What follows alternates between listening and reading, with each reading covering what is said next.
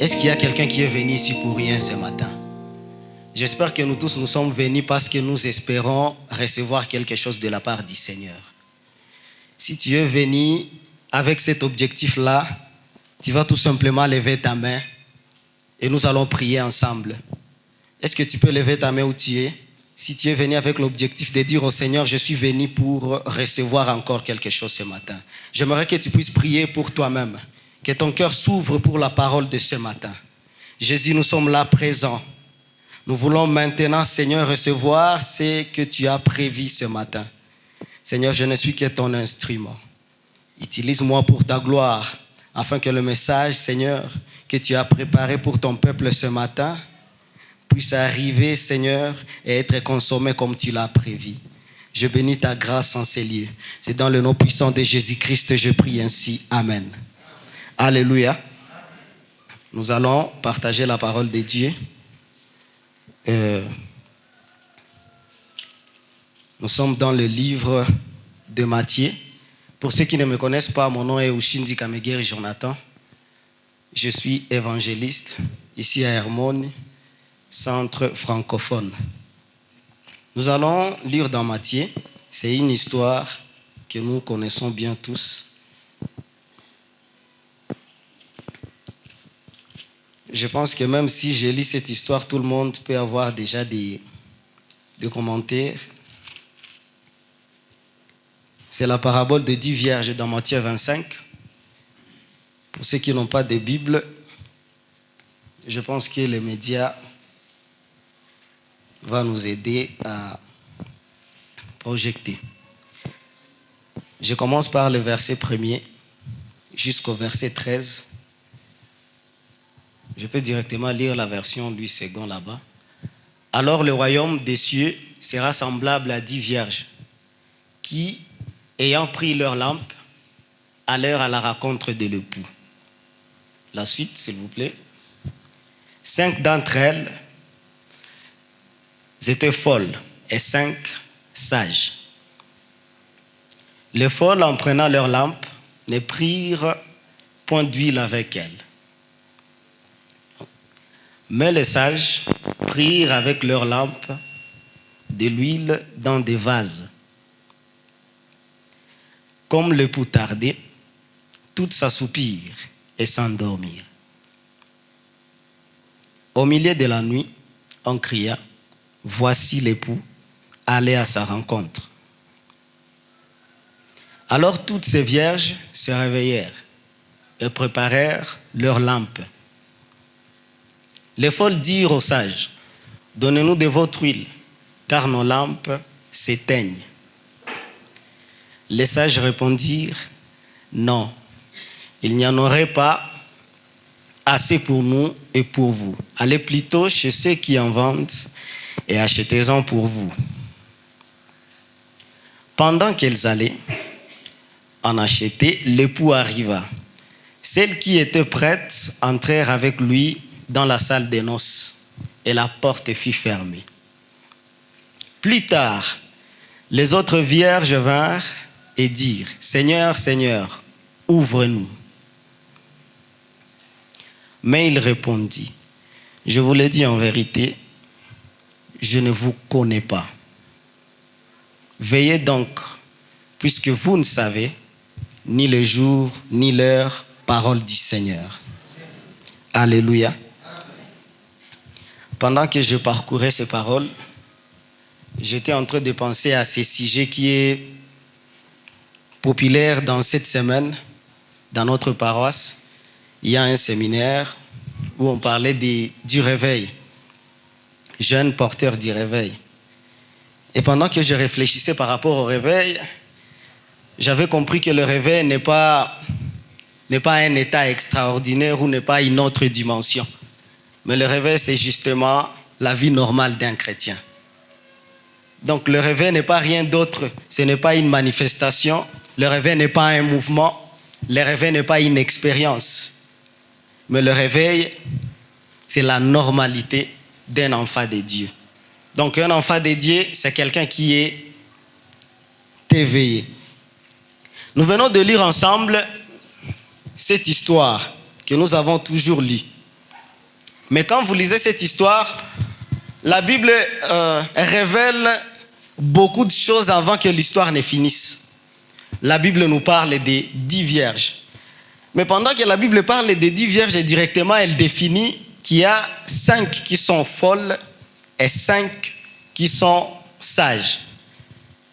En partant de cette idée et en continuant l'histoire, vous pouvez vous-même savoir qui sont folles et qui sont sages. Parce que la Bible continue à dire les folles, ce qu'ils ont fait, et les sages, ce qu'ils ont fait. Donc la Bible part de l'histoire tout au début, elle nous montre qui sont folles et qui sont sages. Maintenant, je me posais une question. Si nous oublions tout ce que la Bible parle, tout au début, en définissant, donc nous lisons l'histoire en n'ayant pas, donc si la Bible ne pouvait pas dire ce que les folles ont fait et ce que les sages ont fait jusqu'à la fin de l'histoire pour que nous-mêmes, nous puissions définir qui sont sages et qui sont folles. Parce que si nous partons de l'idée de la Bible, nous pouvons dire les folles sont folles parce qu'ils avaient oublié de l'huile. N'est-ce pas? Parce que la Bible en parle et que ce sont les folles qui ont oublié de l'huile.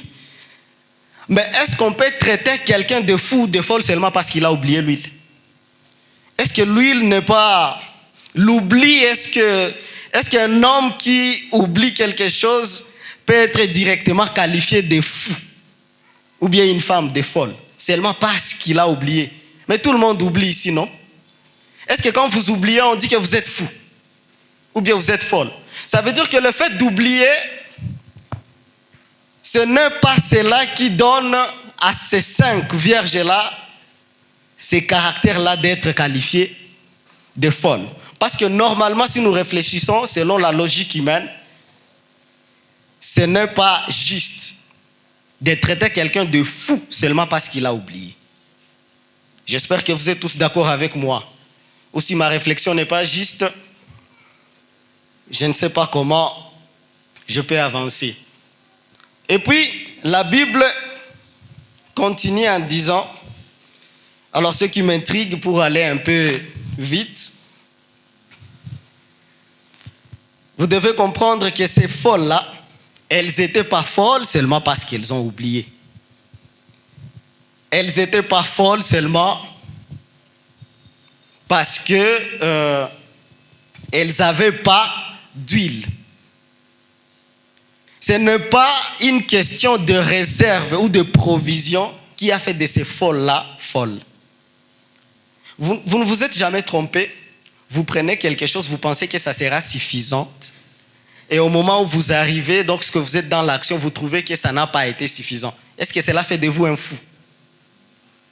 Cela ne fait pas de vous un fou. Donc pour dire que ce n'est pas parce que ces filles-là, ou ces femmes, je ne sais pas, ces vierges, comme la Bible le dit, ce n'est pas parce qu'elles n'avaient pas une provision suffisante qu'elles sont folles. Mais la Bible donne un message qui est très clair. C'est pour cela que je vous avais dit, si nous oublions tout ce qui se passe au début, focalisons-nous sur ce qui a été fait. Plus tard dans la nuit, le message leur apparut. Voici l'époux. Allez à sa rencontre. Vous comprenez le message qu'il y a là? Voici l'époux. Allez à sa rencontre. Le message ne dit pas voici l'époux, préparez vos lampes. Le message ne dit pas voici l'époux, allez acheter de l'huile. Le message disait voici l'époux, allez à sa rencontre. Donc l'objectif ici était d'aller à sa rencontre. L'objectif n'était pas l'huile ou le lampe. Et puis tout le monde a compris le message. Prenez cela comme si c'était... c'était quoi? On dit comment? Mukiselu wanasemaka iko sa parapanda, wanasemaka watoto wa munjo watesikiaka. Mais tous ces 10 vierges-là, ils ont entendu le message. Donc tous pouvaient écouter. Et elles se sont réveillées. La Bible nous dit que tous préparèrent leurs lampes. Donc tous sont allumés. Ça veut dire que ni les vierges folles et les vierges sages, tout le monde a allumé sa lampe. ça veut dire que chaque lampe est éclairée. Et puis vous allez me dire encore qu'elles sont folles. Et puis vous allez me dire que toutes ces raisons-là, c'est ce qui font de ces vierges-là folles. Moi, je ne suis pas d'accord. Et puis, à un certain moment, elles se sont rendues compte que leur pétrole ne suffira pas. Parce que leur lampe menaçait de s'éteindre. Écoutez, vous pouvez traiter quelqu'un de folle qui est capable de savoir que l'huile va finir. Mais c'est une personne intelligente, non? Moi, je pense que c'est une personne intelligente. Il est capable de détecter quelque chose qui n'a pas encore arrivé. Il est capable de savoir, non, si je ne suis pas prudent, mon huile, ma lampe risque de s'éteindre faute d'huile. Je pense qu'elles ne sont pas folles. Je pense qu'elles ne sont pas folles. Peut-être que ça ne passe pas dans votre tête parce que moi aussi ça n'a pas passé.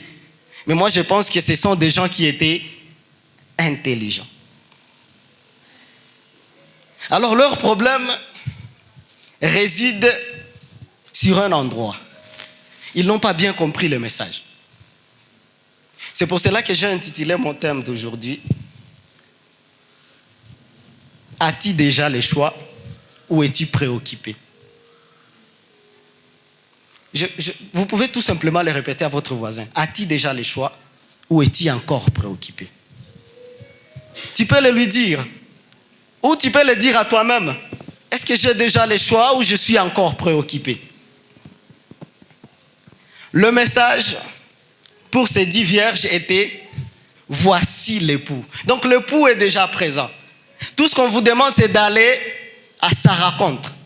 Mais lorsqu'ils arrivèrent là-bas, ils ont été préoccupés par l'huile. Et puis ils ont commencé à demander pendant que les lampes étaient encore allumées. Et puis les autres leur ont donné conseil. Il leur a dit, notre huile ne suffirait pas pour nous et pour vous. Allez plutôt en chercher chez qui en vendent.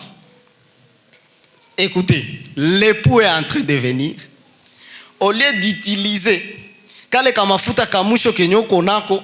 pour attendre l'époux, tu l'utilises pour aller dans des distractions.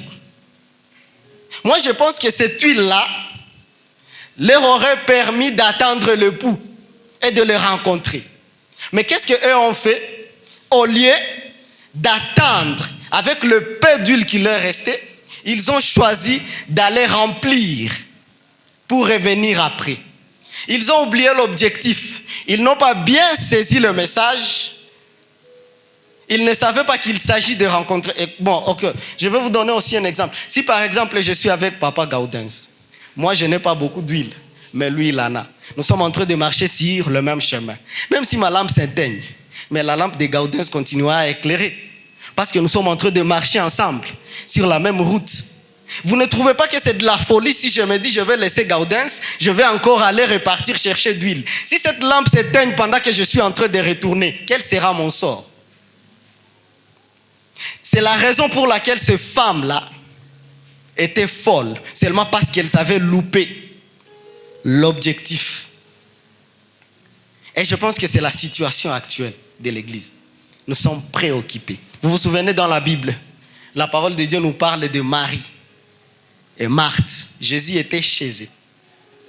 Et puis Marthe commençait à se lamenter. Jésus a dit à Marthe, Marthe, tu es beaucoup préoccupée, mais Marie a choisi.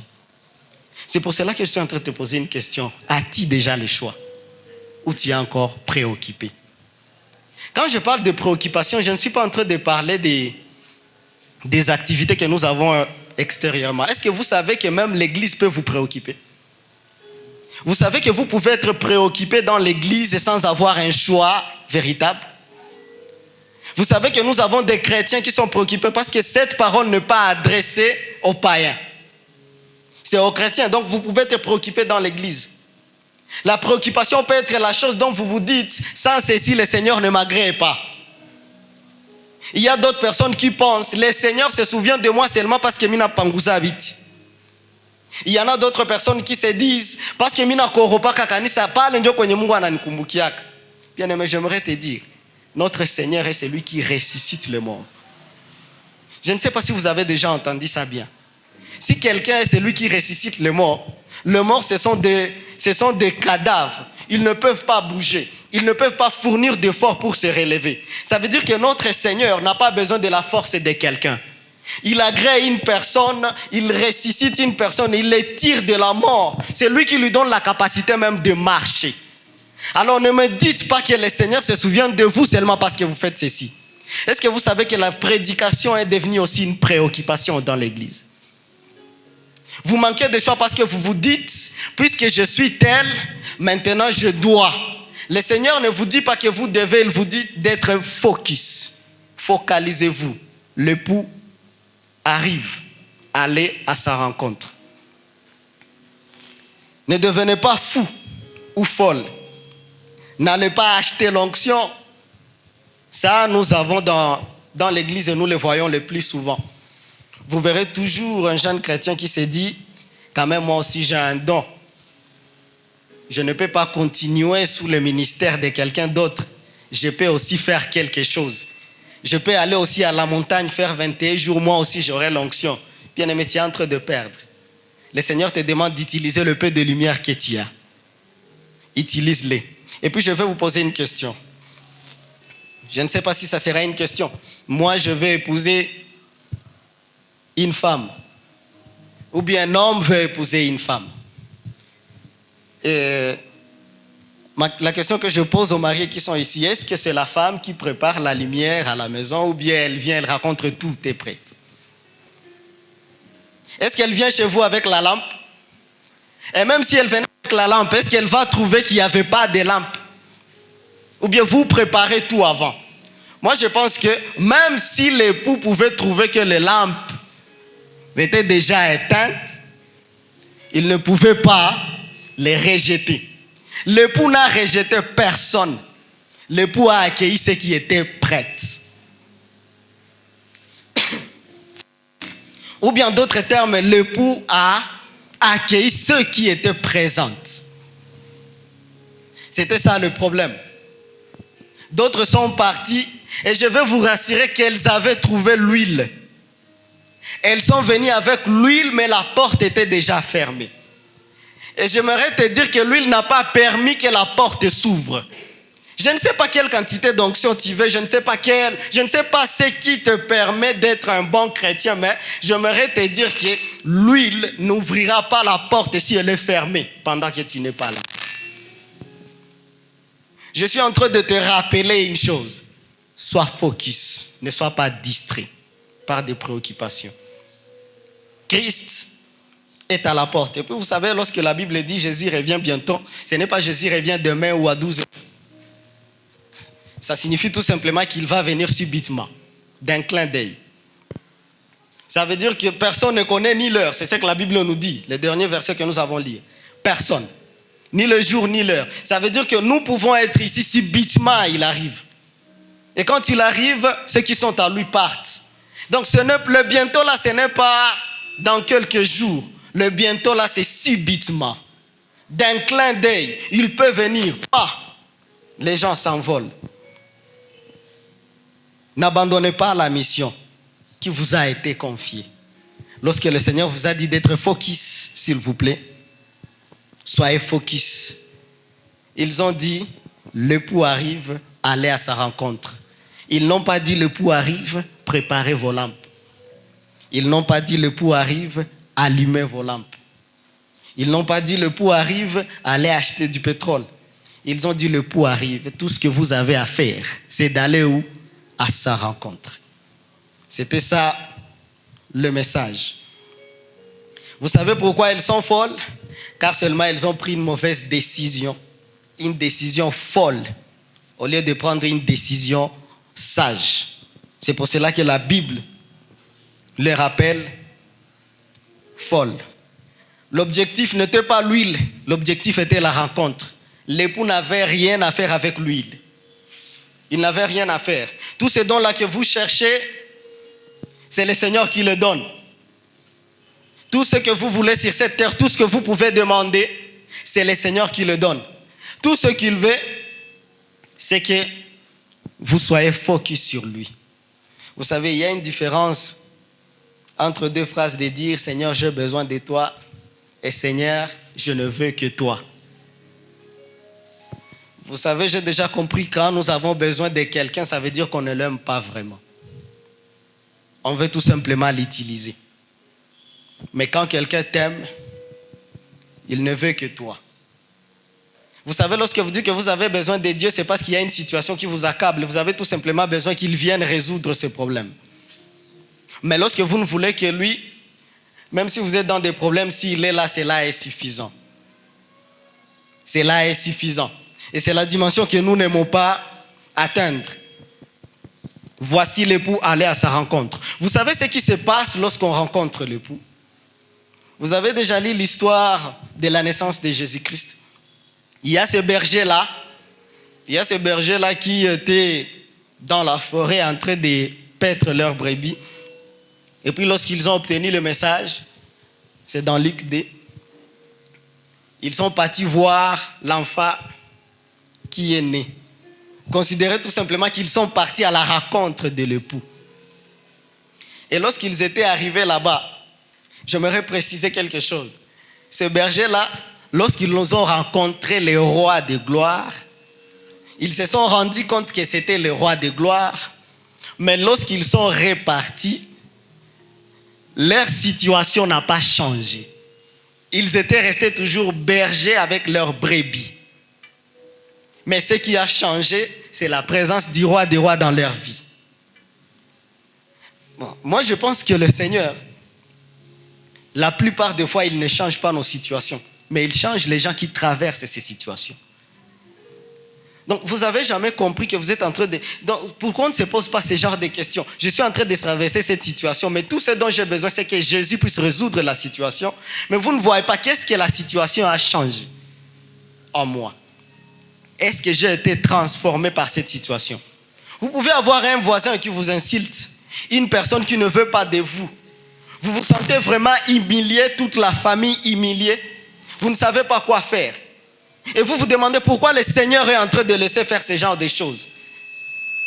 Que le Seigneur m'aide, mais je suis son serviteur. Il ne peut dire qu'un simple mot et tout ceci doit finir. Mais souvenez-vous, le Seigneur ne veut pas finir la situation. Il veut en finir avec vous. La plupart des fois, nous pensons que c'est que la douleur que le Seigneur veut nous infliger, c'est de tuer notre prochain, notre frère, notre femme. Mais le Seigneur veut en premier lieu nous tuer, nous. Il veut d'abord s'occuper de nous. Lorsque le voisin t'accable, le Seigneur ne veut pas s'occuper du voisin, il s'occupe de toi. C'est de toi qu'il est en train de prendre soin.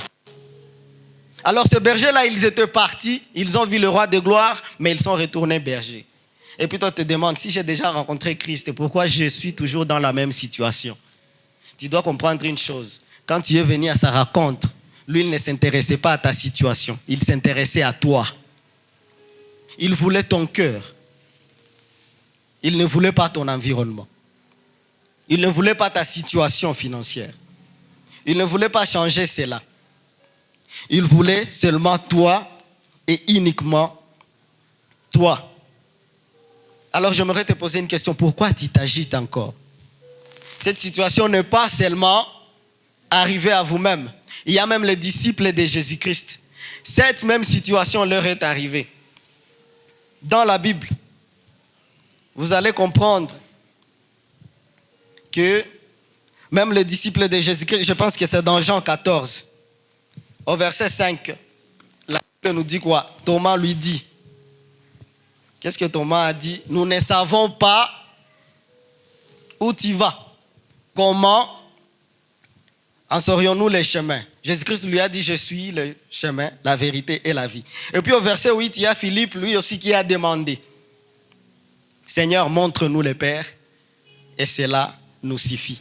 Jésus lui a dit, Philippe, depuis que je suis, aussi longtemps que j'ai été avec toi, tu ne m'as jamais connu. Celui qui m'a vu a vu le Père. Qu'est-ce que le Seigneur lui a dit? Donc, pendant que je suis avec vous, vous êtes tout simplement préoccupés. Vous avez des préoccupations dans la tête. Vous êtes tellement distrait de façon que vous n'arrivez même pas à prendre conscience que la seule chose dont vous avez besoin, vous l'avez déjà. Ces gens-là cherchaient quelqu'un qui était déjà parmi eux. Peut-être que tu es dans la même situation, je ne sais pas. Mais ces gens-là couraient derrière quelqu'un qui était déjà parmi eux. Et puis, qu'est-ce qu'ils ont dit? Seigneur, montre-nous le Père. Et cela nous suffit. Mais cette réponse-là, Jésus l'a répondu lorsqu'il avait répondu à Thomas. Les disciples de Jésus-Christ, ils sont comme certains d'entre nous les chrétiens. Certains nous prenons Jésus-Christ pas comme le chemin, mais comme une direction. Parce que lorsqu'il s'agit de la direction répond à la question où. Mais le chemin répond à la question comment. Lorsqu'ils ont demandé montre-nous, ça veut dire tout simplement qu'ils ont dit pointe vers là où nous pouvons trouver et cela nous suffira. Nous pouvons juste te laisser et partir. Mais Jésus leur a dit, il ne s'agit pas d'où, il s'agit du comment. Et je suis le comment. Je ne sais pas comment pourrais-je donner un exemple de la direction ou du chemin. Bon, ok. Peut-être que Justin peut se tenir debout, s'il vous plaît. Vous savez, ici maintenant, Justin joue le rôle de la direction. Je viens vers Justin, je lui dis, c'est où? C'est chez le frère Champion. Puisque Justin, c'est la direction, il va répondre à la question où. Il va me dire, chez le frère Champion, c'est à Andoshu. Voilà, c'est là où le frère Justin est limité. Mais si le frère Justin jouait le rôle du comment, s'il était les chemins, je viendrai vers Justin, je lui dis, j'ai besoin de voir les frères Champion. La réponse sera comment? Suis-moi. Donc là, ce n'est pas pointer où, mais ça sera suis-moi. C'est pour cela que Jésus a dit dans Jean, celui qui me suit ne marche pas dans le noir. Il aura la lumière éternelle de la vie. Donc si Jésus est le chemin, il ne s'agit pas d'où il veut vous montrer pour aller, mais il veut que nous puissions le suivre. Il a dit que je suis la lumière. Comment vous vous attachez à chercher la lumière pendant que déjà la lumière, vous l'attendez, elle arrive? Vous êtes déjà avec la lumière. Elle dit tout simplement, celui qui me suit, c'est celui qui ne marche pas dans les ténèbres. Mais celui qui est préoccupé, il a plus de chances d'être dans les ténèbres. Alors restez focus sur le Seigneur Jésus-Christ pour ne pas marcher dans les ténèbres. Les disciples étaient comme ça. Jésus-Christ avait répondu à leurs questions. Je ne suis pas là pour vous montrer le Père, mais je suis le Père. Je ne suis pas là pour vous montrer les chemins, mais je suis le chemin. Et puis il leur a dit, personne n'y arrive sans passer par moi. Donc Jésus est le comment. Comment y arriver? Il n'est pas le où. Le où, c'est une distraction. Si on vous dit que chez moi, vous ne connaissez pas chez moi, on vous dit que c'est à Birere. Mais Birere est vaste. Vous allez trouver où Birere. Mais si vous me rencontrez et puis on y va ensemble, ça devient simple, non? C'est pour cela que vous n'avez besoin de rien d'autre sur cette terre. Vous n'avez que besoin de Christ. Vous avez besoin de Jésus. Quand vous allez quitter ici, dites à votre prochain, es-tu préoccupé ou tu as déjà le choix? Est-ce que ton choix est encore Jésus? Parce que nous avons beaucoup de gens qui viennent à l'église, mais ils n'ont pas choisi le Seigneur. Ils n'ont besoin de lui. Ils ne veulent que l'utiliser. Mais ils ne l'ont pas choisi, lui. Ils veulent que Christ opère de miracles dans leur vie, que Christ change les situations au lieu de les changer eux-mêmes. L'objectif de Dieu, c'est de te changer en premier. Son objectif dans ta vie, c'est la transformation en premier. Ne dis pas, parce que tu es là, l'argent, ne commencez pas à crier dans la prière, Seigneur, tu as donné à telle personne, moi aussi tu peux me donner. Qui te dit que c'est le Seigneur qui lui a donné? Et qui te dit que le Seigneur a le même objectif avec cette personne que toi? Le Seigneur traite nos vies individuellement et personnellement. Ne te compare à personne. Sois focus sur le Seigneur Jésus-Christ. Sa présence vaut mieux plus que tout. David a écrit dans le psaume, même quand je marche dans la vallée de l'ombre de la mort. Pourquoi je ne crains pas? à cause de sa présence. Donc, tu peux être dans une grande douleur pendant que le Seigneur est là. Tu peux vivre l'humiliation, mais le Seigneur est présent. Il est douleur et n'a quoi qu'à yangouvou parce que nous ne prenons pas conscience de sa présence. Mais il est douleur et n'a quoi qu'à simple, n'a tout et franchir. Si et seulement si, nous prenons conscience qu'il est présent au milieu de nous.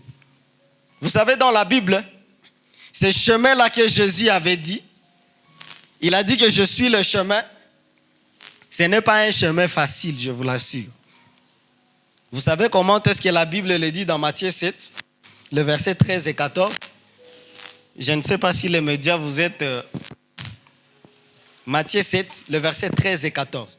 Comment est-ce que Jésus définit les caractères du chemin qu'il est.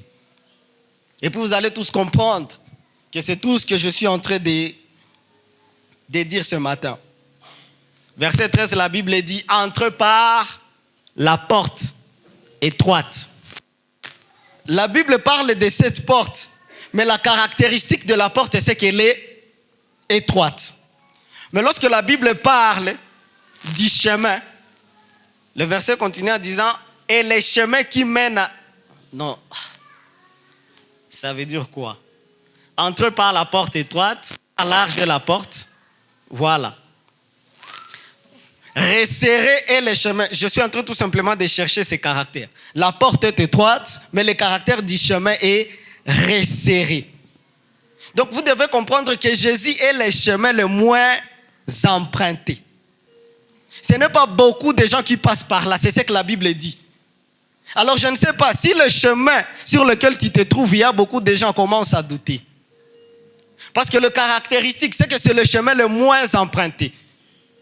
Peut-être que vous voulez des chemins populaires. Vous savez, dans la Bible, lorsque vous lisez des histoires, vous allez comprendre qu'à Jérusalem, il y avait deux portes. Il y avait une grande porte et il y avait une petite porte. C'est ce qu'on appelait la porte étroite. Donc si vous voulez entrer par cette porte, personne ne pouvait y accéder avec des bagages et avec des habits. Donc c'est une porte qui vous exigeait. Il n'exigeait que vous et vous seuls. Alors beaucoup de gens empruntaient la porte large. C'est pour cela que Jésus a donné cet exemple. Je suis le chemin, mais ce chemin-là est resserré. Lorsque vous parvenez à passer par la porte, comprenez que le chemin ne va pas vous laisser tel que vous êtes. Parce que le chemin est vraiment resserré. Sur ce chemin-là, quand vous traversez, je vous assure, même l'orgueil tombe. C'est pour cela que beaucoup de gens contournent. Ils préfèrent des acclamations. Ils préfèrent toujours être reconnus. Ils préfèrent l'approbation des gens. Ils préfèrent que les gens disent « Félicitations, c'est vous qui avez Dieu. C'est vous qui êtes comme ça. » Mais ils ne comprennent pas que cette porte-là est vraiment étroite et le chemin est vraiment resserré.